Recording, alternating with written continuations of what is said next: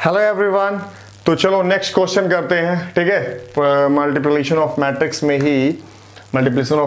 में ही next question जो है आपकी स्क्रीन पे लिखा हुआ है, ये बोर्ड पे लिखा हुआ है। फॉर अ मैट्रिक्स ए आपको दिया हुआ है, इसके जो एलिमेंट्स हैं वो मैं बोल दे रहा हूँ 1 2r - 1 0 1, ठीक है। And here we have to find the value of, so this is the greater pi sign and which means the product of n terms, ठीक है। So here we have to find out the product of 50 terms. You have written the 50 terms and then you have to find out the product of that 50 terms, but it is very difficult to find out the product of 50 terms. So here we follow the pattern, some pattern. After multiplying product of first term, product of two terms, product of first three terms, and then we can easily calculate the answer of this particular question, ठीक है। तो चलो देखते हैं। तो यहाँ पे देखो, अगर देखें तो अगर हम बात करें सबसे पहले इसकी, तो हम इसको चाहें तो कुछ ऐसे लिख सकते हैं। इस चीज को चाहें तो कुछ ऐसे लिख सकते हैं,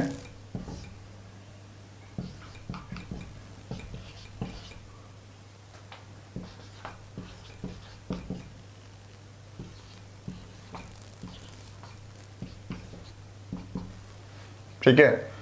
तो दिस इज 1, अगर r की वैल्यू 1 रखें तो ये आ जाएगा 1, ये आ जाएगा 0 1। अच्छा, और अगर मल्टीप्लाई ही, और अगर देखें यहाँ पे, तो अगर r का वैल्यू 2 रखें, r का वैल्यू अगर हम 2 रखें तो दिस इज द 2 2 जा 4 4 - 1 3, तो 1 3 0 1। और अगर मल्टीप्लाई करें इसको हम, तो अगर हम इसको यहाँ पे 3 रखें, 3 2 जा 6 6 - 1 5, so this is 1, this is 0, this is 1, ठीक है। तो अगर हम पहले, अगर हम यहाँ पे अगर ऐसे ही हम इसका 50 टर्म्स को मल्टीप्लाई 50 टर्म्स तक जाएंगे, तो बेसिकली हमको यहाँ पे 50 टर्म्स का ही हमको मल्टीप्लिकेशन लिखना, मतलब मल्टीप्लाई 50 टर्म्स, फर्स्ट 50 टर्म्स को मल्टीप्लाई करना है। You have to product the all the 50 terms, है ना।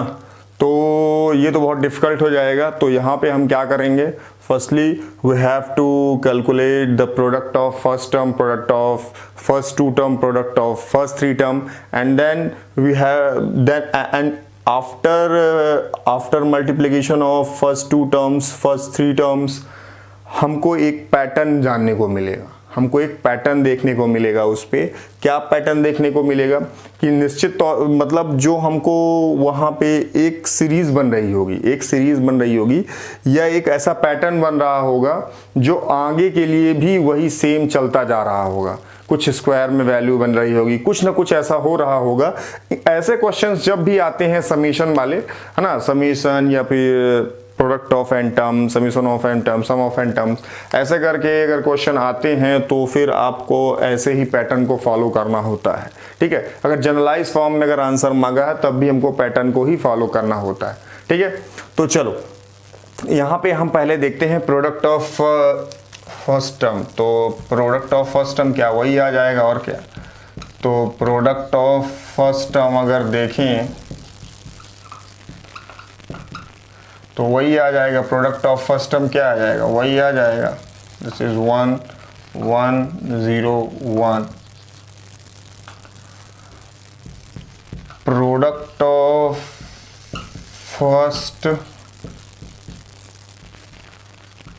2 टर्म्स को अगर बात करें तो देखो ये आ जाएगा 1 1 0 1, और यहाँ पे मल्टीप्लाई अगर किए तो 1 3 0 1, ठीक। तो देखो यहाँ पे अगर इसको मल्टीप्लाई करते हैं तो हमको क्या मिलने वाला है, पहले हम उस पर बात करते हैं। तो यहाँ पे अगर इसको मल्टीप्लाई करते हैं 1 1 को 1 0 से, तो हमको मिलेगा 1 1 1 को इससे मल्टीप्लाई करेंगे तो मिलेगा 4, 0 1 को मल्टीप्लाई करेंगे तो मिलेगा 0 एंड 0 1 को इससे मल्टीप्लाई करेंगे तो फिर अगेन मिलेगा 1। ठीक, चलो ये चीज हुई।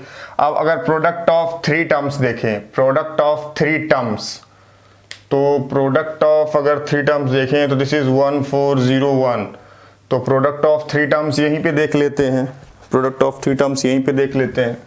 तो थर्ड टर्म जो आया था हमारा क्या था 1 5 0 1, तो यहाँ पे ही लिख लेते हैं ना, इसको मिटा देते हैं,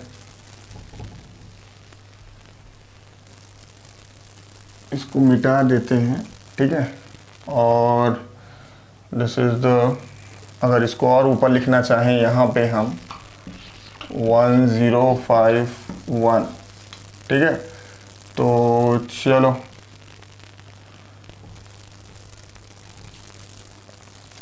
सो दिस इज 1 4 0 1। ठीक है, तो ये हुआ, तो ये क्या हो गया, प्रोडक्ट ऑफ, यहाँ पे लिख लीजिएगा प्रोडक्ट ऑफ फर्स्ट 3 टर्म्स। ठीक है, तो इसका अगर प्रोडक्ट करेंगे तो हमको क्या मिलेगा, देखो 1 4 को अगर मल्टीप्लाई करें तो यहाँ पे ऑफ कोर्स हमको मिलने वाला है 1। ठीक, अगर 1 4 को मल्टीप्लाई करें अगेन इससे हम, तो ये 5 4 9। ठीक है, 5 4 9, और अगर 1 4 को करें तो ये मिलने वाला है 5 + 4 9। ठीक है, तो ये आपको मिलेगा यहाँ पे 9। ठीक, चलो, और फिर अगर आप 0 को 1 को करेंगे तो ये मिलेगा 0, 0 1 को करेंगे अगर तो ये मिलेगा 1।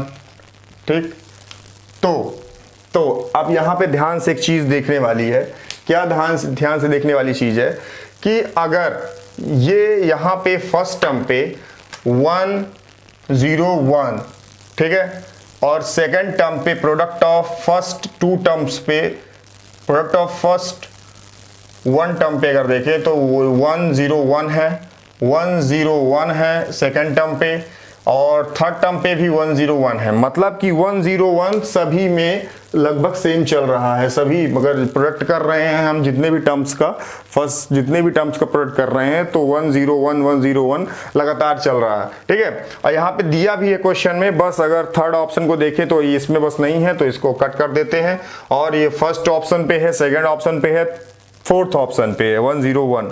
ठीक है, अब यहाँ पे एक चीज देखो, यहाँ पे एक चीज और फॉलो हो रही है, क्या पहले टर्म पे 1 था, पहले टर्म पे अगर देखा जाए तो यहाँ पे देखें तो पहले टर्म पे 1 था। ठीक है, पहले टर्म पे 1 था यहाँ पे। ठीक, फिर दूसरे टर्म पे यहाँ पे 4 था तो इसको 2 स्क्वायर लिख देते हैं अगर। ठीक है, फिर यहाँ पे अगर देखें तो जो थर्ड टर्म आया इस पे यहाँ पे 9 था तो इसको 3 स्क्वायर लिख देते हैं। तो अगर इसको अगर ऐसे हम लिखते चलें तो स्क्वायर हो रहा है, यहाँ पे सारी टर्म्स का स्क्वायर हो रहा है। मतलब 50th टर्म की बात करेंगे अगर हम, तो अगर हम 50th टर्म की बात करें प्रोडक्ट ऑफ फर्स्ट 50 टर्म्स की, तो देखो क्या बनेगा, प्रोडक्ट ऑफ फर्स्ट 50 टर्म्स की अगर हम बात करें यहाँ पे, तो प्रोडक्ट ऑफ फर्स्ट 50 टर्म्स यहाँ पे क्या बनेगी, देखो ये यहाँ पे इसको, ये डिफरेंट चीज़ है, मैं इसका आंसर ही लिखने जा रहा हूँ, है ना, तो इसको इक्वल मत समझ लेना।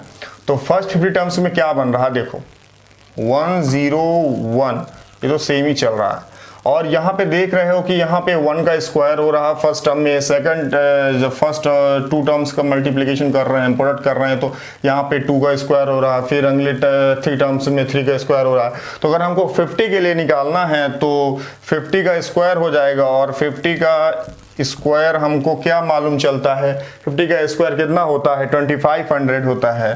तो this is going to be 2500। Okay, this will 2500। So 1 0 1 2500। तो यहाँ पे ऑप्शन पे देखो तो ये तो नहीं है, ये भी नहीं है, fourth option is correct for this particular question. ठीक है, तो कोई इसमें ज्यादा रॉकेट साइंस तो था नहीं, है ना। आपको सिर्फ प्रोडक्ट का आइडिया होना चाहिए, प्रोडक्ट ऑफ एन टर्म्स, आपको इस साइन के बारे में पता होना चाहिए, इस पर्टिकुलर साइन के बारे में। This is the greater pi sign which means the product of n terms. और आपको यहाँ पे ऐसे ही जनरलाइज वे में, क्योंकि आप 50 टर्म्स का मल्टीप्लीकेशन करने बैठोगे तो फिर तो कोई कंपटीशन पे तो हो ही नहीं आप, तो प्लस आंसर तो आएगा भी नहीं, बहुत कम लोगों का आ पाएगा अगर 50 टर्म्स तक जाओगे तो, है ना। ये डिफिकल्ट हो जाएगा, बहुत ज़्यादा घोष पौस हो जाएगी। तो इसीलिए आप सीधे से एनालिटिकल दिमाग का कोशिश करो, क्योंकि देखो IIT JEE के पेपर में खासकर ये चीज़ देखी जाती है, they don't want laborious people, they want analytical people, है ना। तो आपको वहाँ पे थोड़ा सा अपने बुद्धि का अच्छे से इस्तेमाल करते आना चाहिए, क्योंकि देखो क्वेश्चन तो हर कोई सॉल्व करता है निश्चित तौर पे, एक न एक दिन कर ही लेता है, लेकिन उस समय पे उस टाइम पे कितना माइंड आपका काम करता है और जिस क्वेश्चन दिए रहते हैं वो बहुत मायने रखता है। ठीक है, तो आप प्रैक्टिस करते रहिए, क्वेश्चन लगाते रहिए, और भी क्वेश्चन लगाइए, है ना। आप सिंगेज लर्निंग के क्वेश्चन लगाइए, ठीक है, वहाँ से आपको अच्छे अच्छे क्वेश्चंस मिलेंगे। ठीक है, और देन उसके बाद हम अब नेक्स्ट लेक्चर पे हम उतरेंगे ट्रांसपोज ऑफ मैट्रिक्स पे। ठीक है, तो till then take care, thank you.